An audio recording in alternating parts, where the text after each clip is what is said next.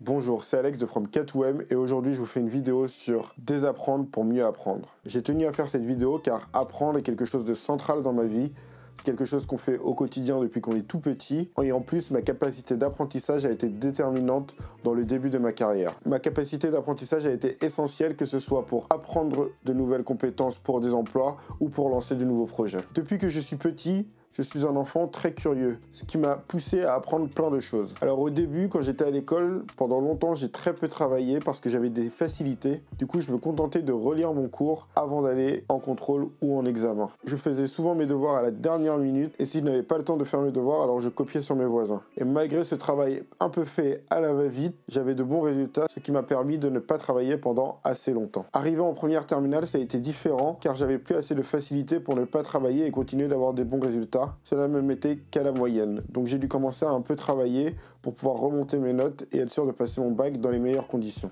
En arrivant en école d'ingénieur, je me suis rendu compte qu'il fallait que je me mette sérieusement au travail si je voulais pouvoir passer l'année. De plus, les projets qu'on devait faire chez nous étaient de plus en plus gros et de plus en plus complexes. Donc j'ai commencé à me mettre à travailler le week-end et le soir comme tous mes camarades. Ça passait par réviser son cours, puis après faire des exercices types afin de vérifier si les notions du cours étaient bien comprises. Après quelques mois dans l'école d'ingénieur, je commence en même temps mon cursus A42 et je me dis qu'il va falloir que je devienne un expert en apprentissage car pour mener à bien les deux cursus, je vais devoir apprendre 2 fois plus vite. Car en plus d'avoir 2 cursus à suivre et donc 2 fois plus de choses à apprendre, je jongle entre 2 campus qui sont éloignés géographiquement, donc je passe de plus en plus de temps dans les transports. Donc, je me dis pour réussir ma scolarité, il me suffit d'apprendre 2 fois plus vite et d'appliquer la méthode que j'applique déjà en école d'ingénieur 2 fois plus longtemps pour pouvoir satisfaire les besoins pour l'école 42 aussi. Donc, pour pouvoir mieux apprendre, je décide d'abord de filtrer ce que je vais apprendre. Je décide de n'apprendre que ce qui est obligatoire pour valider mon année à 42 et mon année à la fac. Mon objectif est de passer en 2e année d'école d'ingénieur, donc d'avoir 10 de moyenne générale. Donc, toutes les informations qui ne servent pas pour passer un partiel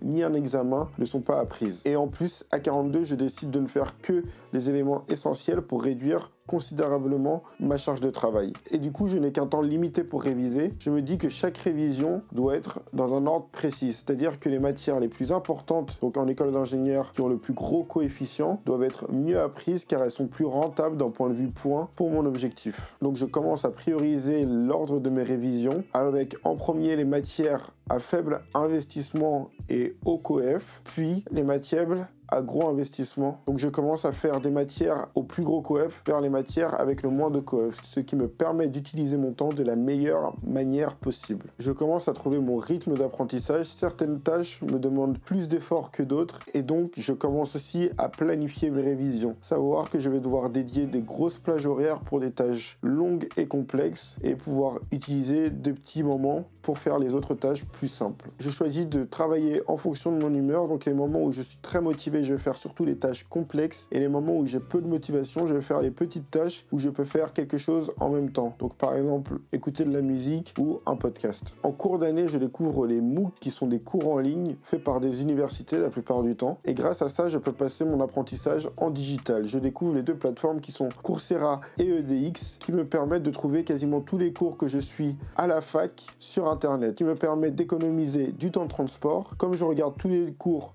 en vitesse x2, ça me permet de passer 2 fois moins de temps à écouter un cours. J'utilise aussi des apps et des plateformes pour apprendre, notamment des apps de langue ou des plateformes Internet pour apprendre le code. Cela me permet d'avoir un apprentissage beaucoup plus interactif et d'être plus près de la pratique que seulement en regardant des cours sur Internet. Et entre tout ça, j'utilise énormément Google pour rechercher les choses que je ne sais pas faire et trouver de la ressource, qu'elle soit vidéo, texte ou audio, afin de m'aider à résoudre tous les problèmes auxquels je fais face. C'est une méthode que j'appliquais déjà, mais qui m'a été fortement encouragée en rentrant à l'école 42. Car l'école 42, n'ayant pas de professeur, cela nous incite à demander à nos camarades de classe ou à Internet la réponse à chaque problème que nous avons à résoudre. La dernière chose que j'ai mis en place, c'est ne pas faire semblant de travailler. Je choisis donc soit de travailler à 100% et de réaliser mon travail sans être perturbé, soit je choisis de me divertir. Si par exemple à un moment je me sens pas efficace parce que je suis fatigué, je préfère aller faire une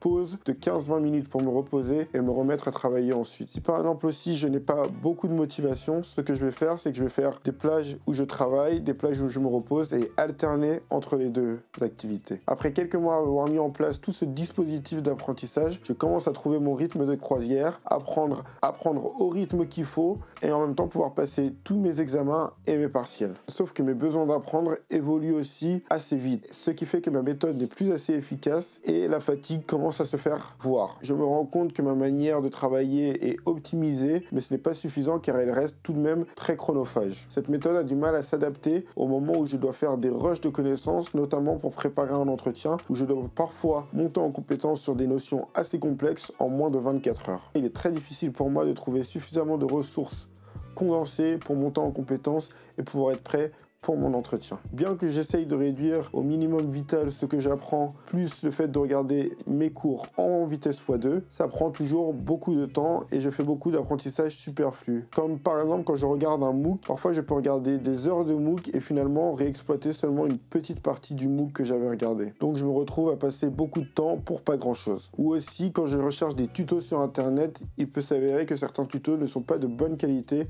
et du coup je dois regarder tout le tuto pour m'assurer de la qualité avant de me dire qu'il n'était pas destiné à mon usage. Aussi, en essayant de passer beaucoup de temps à apprendre de nouveaux concepts, je rends compte que mon cerveau perd de plus en plus sa mémoire. Et du coup, je me demande si j'ai vraiment la bonne méthode pour apprendre ou si je ne devrais pas changer de méthode. J'avais déjà pour quelques problèmes, surtout en informatique, trouvé des réponses claires et détaillées dans les livres. Et en plus, de temps en temps, je lisais des livres techniques pour monter en compétences, mais plus de manière étendue dans le temps. Le fait de lire des livres a beaucoup influencé ma manière de procéder actuellement. En effet, maintenant pour apprendre, je procède en 3 temps. Le premier est que je trouve un livre pour avoir une vue d'ensemble, je le lis entièrement. Ensuite, je me plonge dans la pratique pour vraiment utiliser les connaissances que j'ai apprises et voir à quel problème je vais faire face en essayant de réaliser mon projet. Et enfin, je recherche sur Google les différents problèmes à chaque fois qu'ils se présentent pour consolider ma connaissance et avancer dans mon projet. Donc,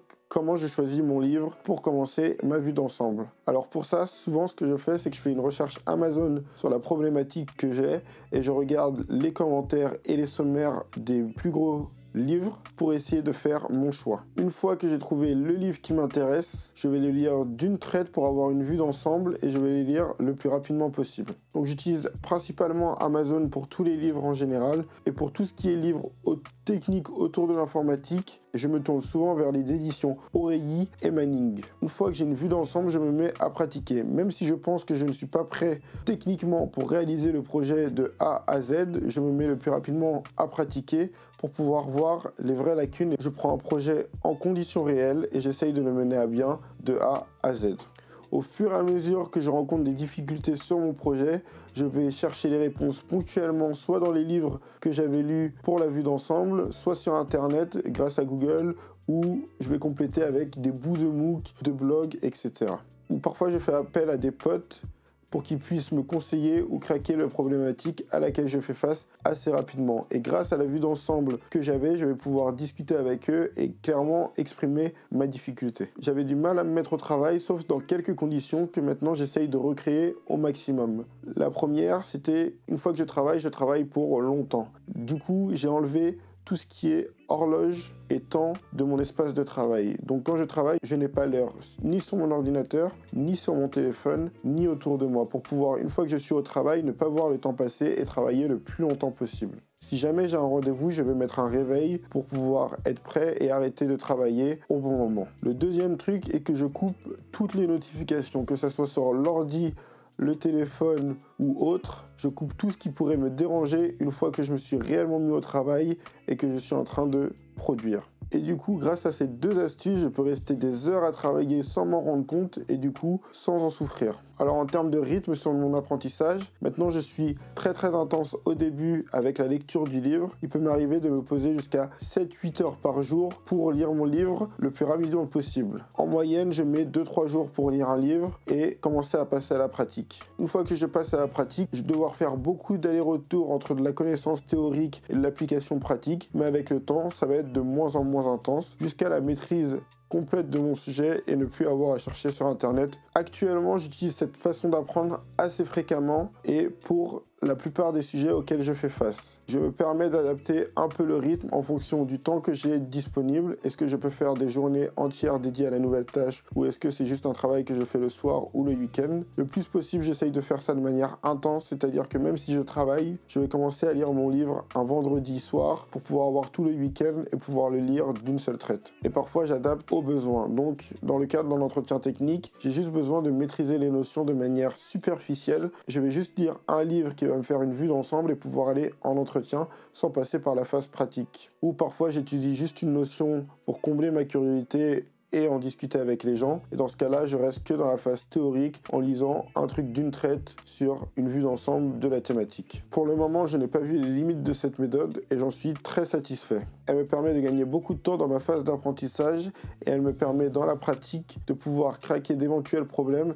grâce à ma vue d'ensemble et en sachant où aller chercher l'information. Elle me permet aussi de concentrer mon apprentissage uniquement sur ce dont j'ai besoin pour réaliser mon projet et du coup d'être beaucoup plus efficace dans mon temps entre la théorie et la pratique. Je continue de travailler régulièrement pour peaufiner cette stratégie et si je la mets à jour, je vous tiendrai au courant, mais pour le moment, j'en suis très satisfait. Si toi aussi tu as une méthode pour apprendre, n'hésite pas à la partager en commentaire, à me faire des retours sur ce que tu penses de ma méthode. Nous lisons tous vos commentaires. En attendant, tu peux mettre un like sur cette vidéo, partager à un maximum de personnes, ça nous aide énormément. N'oublie pas de t'abonner en mettant la cloche pour être sûr de recevoir toutes les notifications. C'était Alex de From K2M et à bientôt pour le million.